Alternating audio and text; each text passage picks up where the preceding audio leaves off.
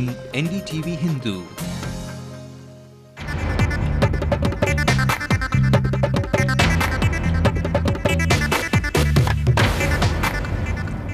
Hi Anu. Hi Sharan, so good to see you. Yeah, nice to have you here. Thank you so much for inviting us into your home. You're welcome. It's a lovely old home and what a visual treat, yeah, as soon as you enter. Well, it's some interesting. This looks like calendar art, no Sharan? Actually not calendar, it's an artist who uses a lot of popular culture.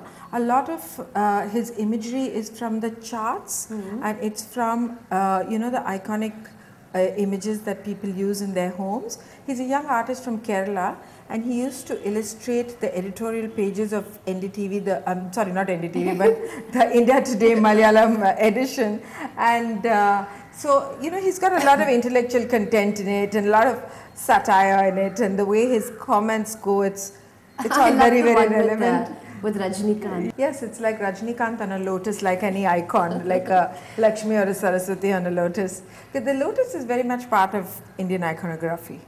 And the name of the artist is? He's PG Dinesh. Lovely Sharan, gorgeous. Yeah, actually I love his work. And what about this one here? You must take a look at this. This is his name is, the artist's name that is Praful Singh. He works in fiberglass and he works with images that are, very classical and very, very somber and very sublime. And I like that warm pink, like a burnt pink. Yeah, and also the interesting part is that he has the top of the body, the top of the torso is resting on just the hands. So technically he's balanced it beautifully, the way he's quite a good artist. Where is he based? He's in Bombay. Bombay and Baroda. So he's a young artist. We've started showing him only like 2 or 3 years ago.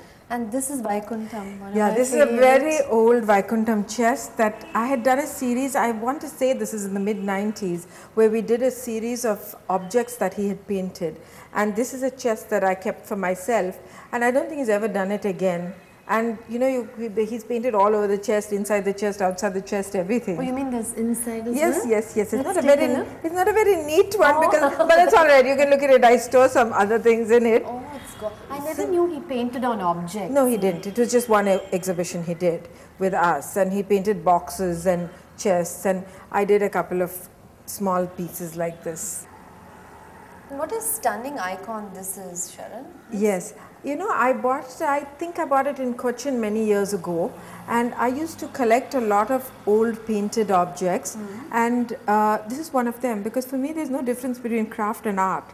I mean, something even as old as this, probably done by a humble icon maker, is as beautiful as a contemporary work of art. And this piece that you have here, this is really, really stunning.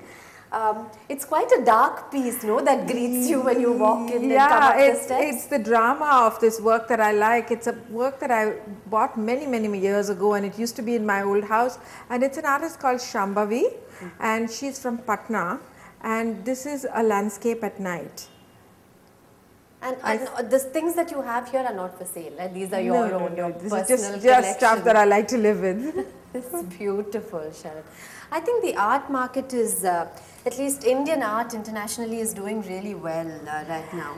Well, we had a bad time for the last 18 months or so, and it's slowly showing signs of recovery. Of course, the auctions are doing very well because you know what all has been happening in the... I read that a piece by Raza called Gestation sold for $1 million in New York. Yes. I mean, this is definitely a nice thing for all of us because then it helps the art market. But I have to say that it's moving very slowly, and I expect even this year to be a bit difficult.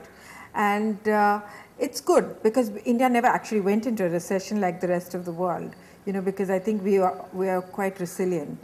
And the art market is the first one to show signs of recovery or signs of the deep depression.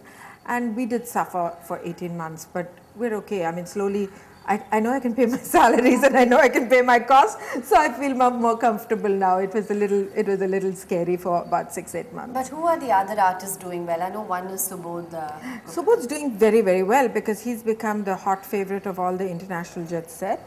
But there are people like Souza who are doing very well. Tayyab Mehta, of course, has always done well in the last 5 odd years. Hussain, the older works, the works from the 60s and 70s are doing very well. The recent works are doing okay, but not as well as the early works, because most collectors now have become very discerning and they want to buy mostly work that they can't get. You know how it is.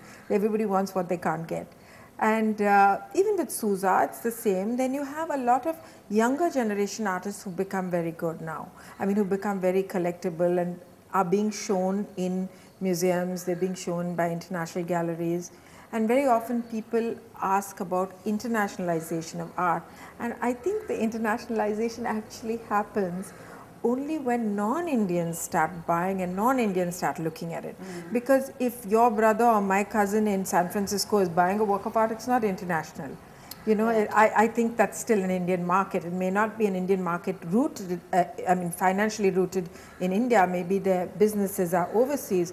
But the international market is when audiences that don't understand India see some light in the visual representation of whatever it is. And because for instance, Subodh, it's really because of the objects he uses. He uses steel patrams like Aratna stones. But it is what he's done is he's used it as a symbol of prosperity from the middle class, and how he's used it as an idea of migration. So he talks about migration using the steel bartans as a symbol. So it is that has appealed to the audiences elsewhere, and not so much in India, because people in India are like, oh, but I have a steel saman in my house. So, you know, and Sharan, I must say, has a very keen eye. She spots young artists, and if you're spotted by Sharan, well, your life is pretty much made. I hope so. I really hope so. Because it's not so easy, Anu. It's not so easy. No, I didn't introduce Sharan formally, but she's one of India's most prominent curators and gallerists. Now we have to take a short break, and I mean, this is like a treat for me. You must take me for a little tour around your home. Of course. Stay tuned. You're watching Off the Record with Sharan Apparao.